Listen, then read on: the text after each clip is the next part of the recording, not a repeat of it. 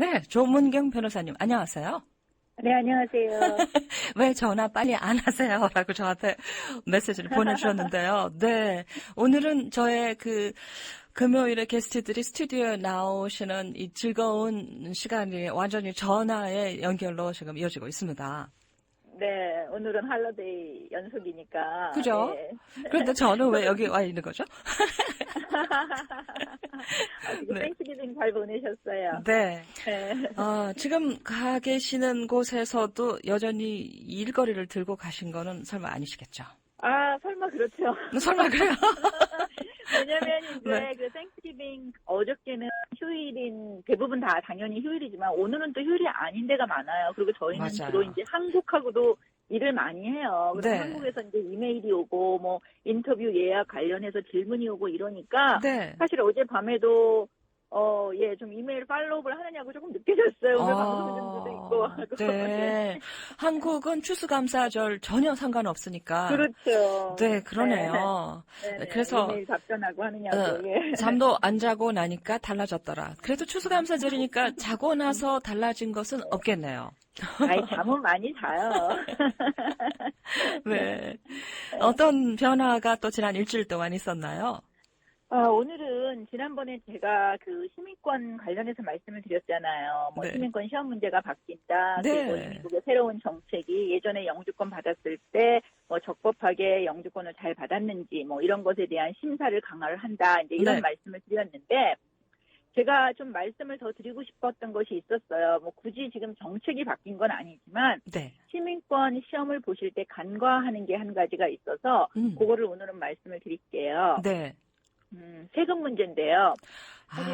세금하고 시민권 시험하고 하고 별로 그렇게 생각을 많이 안 하시죠? 연관이 없을 것 같은데 네. 이제 질문에 이런 건 있어요. 시민권 그 N400이라고 시민권 신청서에 보면은 자, 당신이 세금 보고를 누락한 적이 있습니까? 라는 질문이 있어요. 세금 보고를 안 한 적이 있습니까? 그래서 대부분의 사람들은 다 노를 하죠. 세금 보고 잘했으니까. 그렇죠. 그리고 세금이 밀린 적이 있습니까도 있어요. 그래서 이거는 세금이 밀렸다 하더라도 IRS랑 서로 이제 얘기를 해서 뭐 세를 해가는 중이라든지 이런 증빙서류를 첨부를 하면 설사 지금 밀려 있다 하더라도 괜찮아요.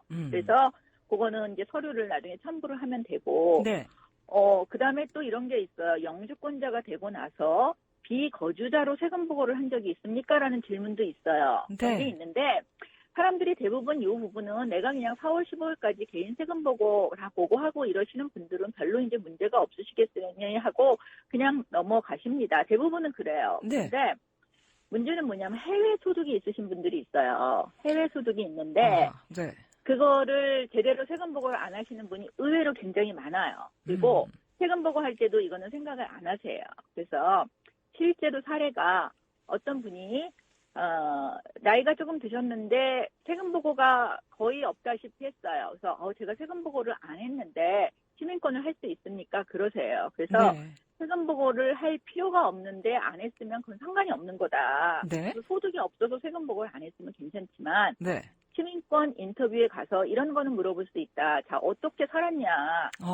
왜냐하면 어떻게 살았냐를 시민권 신청할 때 왜 물어보냐면 세금 때문에 물어봐요. 왜냐하면 소득이 있었는데 보고를 안 했으면 시민권 자격이 없어지니까. 그래서 물어보는 거거든요. 무슨 재정증명이라든지 이런 것 때문이 아니라.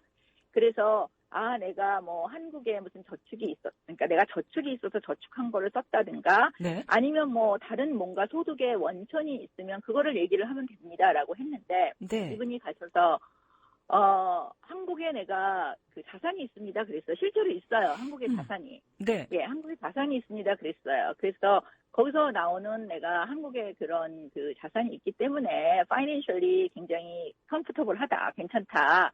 그래서 여기서 소득이 없어도 괜찮다고 그랬더니 한국에 무슨 자산이 있냐 그랬어요.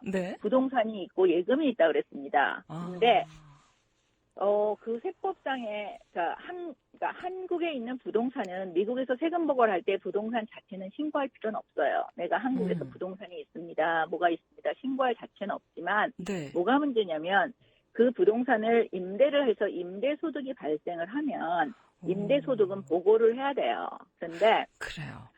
네, 그런데 한국에서는 임대소득을 일정 그 금액만큼 보고를 안 해도 되는 게 있어요. 한국 세법상. 한국세법에. 네. 네, 그래서 세금 그 임대소득이 나오더라도 한국에서 보고를 안 하니까 미국에서도 보고를 안 하고 그냥 지나가는 경우가 있고요. 네. 그다음에 그 부동산을 내가 아파트가 있는데 아파트 전세를 줬어요. 네. 그래서 전세는 사실은 한국에 계신 분들은 전세의 개념을 잘 아시겠지만 그 큰 금액 디파짓처럼 일정 받았다가 나중에 전세 계약이 끝나면 다 돌려주는 거예요. 그래서 맞아요. 이거는 소득이 아니에요. 월세 그렇죠. 같이 소득이 아니라서 네. 소득세 보고 의무는 없으나 문제는 그 전세금을 예를 들어서 1억이다, 네. 뭐 2억이다 이렇게 전세금을 받아서 어디 은행에 예치를 했어요. 네. 그러면 거기서 이자 소득이 발생을 합니다. 그러면 그렇죠. 이 이자 소득은 소득세를 납부할 의무가 있어요. 그런데 한국에서는 이자 소득을 할 때 은행에서 원천 징수를 해요. 원천 징수라는 거는 이미 이자 소득세를 다 떼고 이자를 줘요. 그러니까 사실 한국에서는 이자 소득을 다 낸 거예요. 네. 그런데 영주권자가 되면 국내, 그러니까 미국 내 소득뿐 아니라 전 세계에 있는 소득을 보고할 의무가 있거든요. 그래서 내가 비록 그 해외에서 한국에서는 소득세를 냈고 그다음에 그러니까 이자 소득세는 이미 은행에서 다 원천 징수를 했으니까 낸 거고 그다음에 임대 소득은 거기서 보고 의무가 없고 뭐 이렇다 해서 미국에서 그거를 보고를 안 하시는 분들이 있는데 네. 미국에서 보고를 해서 내 다른 소득과 같이 합산을 해서 거기서 이제 또 미국의 일정 그 세율이 있잖아요. 그래서 네. 그거에 의거해서 소득세 보고를 해야 되고 그다음에 한미 조세 협정에 의거해서 한국에서 낸 거는 또 크레딧을 받는 게 있어요. 연방소득세 경우. 네. 그래서 그런 식으로 처리를 해야 되는데 이거를 다 생략하는 경우가 너무 많아요. 대부분이 그런 것 같은데요. 네. 그러니까 영주권자가 됐는데 그렇죠. 영주권자로 미국에 살면서 전 세계 다른 나라에서 혹시 나의 어떤 수입이 생길 경우에 그것을 보고를 해야 된다라는 그런 개념 자체가 아예 없지 않아요? 없어요. 맞습니다. 예. 그리고 이제 회계사분들한테 세금 보고를 할 때도 별로 얘기를 안 한 경우도 있고 얘기를 한다 해도 그거 별거 아니니까 하지 마세요. 라고 하는 경우도 있고. 네. 그래서 이제 저희 사무실에 와서 가끔 제가 시민권 그 준비를 할 때 네. 여쭤보면 그런 일들이 있는 거예요. 그래서 이런 게 그냥 지나가면 사실 거짓말하고 시민권을 받는 게 되고요. 왜냐하면 나는 세금 보고 노력한 게 있습니다. 그런데 네. 없다고 했어요. 그거 거짓말이에요. 그리고 네. 근데 그게 진짜를 말을 하면 또 그동안 세금 보고를 안 했으니까 이게 또 문제가 돼서 소급을 해서 다 세금 보고를 한 후에 시민권을 하시는 게 사실은 맞아요. 그래서 네, 이 머리가 굉장히 아픈데 이게 after Thanksgiving 어저께 쉬신 분들은 더 머리가 복잡하실 것 같아요. 이 지금 조문경 변호사님 무슨 말씀하시는 겁니까? 저는 시민권 받으려고 하는데 한국에 지금 제가 전세 내줘서 거기서 나온 전세금을 은행에 넣고 소득이 생기기는 하는데 세금 보고 전혀 생각도 안 했죠라고. 지금 어떻게 해야 할까 그런데 실제로 이 시민권 들어가시는 분들께 이 클라이언트들 중에 이런 게 문제가 됐던 적이 있어요? 계세요. 네, 그런 분들이 계세요. 그리고 하나는 또 비거주자로 신고를 하는 분들이에요. 그러니까 네. 영주권을 받으셔서 해외 장기 체류를 하시는 분들이 있어요. 그분들은 VNC 퍼밋이라고 그래서 그 재입국 허가서를 발급을 받아서 나가면 2년, 다시 또 뭐 2년, 뭐 길게는 10년 넘어서까지 외국에 계시는 분들이 꽤 있으세요. 네. 근데 그런 분들이 외국에 계시는 이유가 뭐 사업차 계시는 분들도 많거든요. 한국에 뭐 제가 일기 비즈니스가 있어서. 그럼 한국에서 소득이 발생을 하잖아요. 네. 그런데 이분들이 미국에서 이제 세금 보고를 해야 되는 거는 아시는 분들이 근데 한국에 계속 살고 계시니까 미국의 거주자 요건이 충족이 안 되는 그러니까 비거주자로 세금 보고를 할 수 있는 자격이 생기는 거예요. 왜냐하면 해외에 일정 기간 거주를 하면 미국의 거주자가 아닌 비거주자로 세금 보고를 할 수도 있거든요. 네. 그래서 비거주자로 하면 뭐 여러 가지 뭐 10만 불 넘게까지 소득세가 아예 안 내고 뭐 그러는 여러 가지 세제상의 또 혜택이 있어요. 그래서 비거주자로 세금 보고를 하시는데 영주권자는 비거주자로 하면은 영주 의도 포기로 간주를 할 수가 있어요. 그렇죠. 그래서 시민권 시민권 그 신청서에도 영주권자가 된 이후로 그러니까 non-resident로 텍스 보고를 한 적이 있습니까? 라는 질문이 그렇거든요. 근데 그거를 생각 안 하시고 그냥 나는 해외에서 거의 뭐 요번 텍스 이어 1년 동안 다 뭐 해외에서 살았으니까 비거주자로 신고를 해야겠다.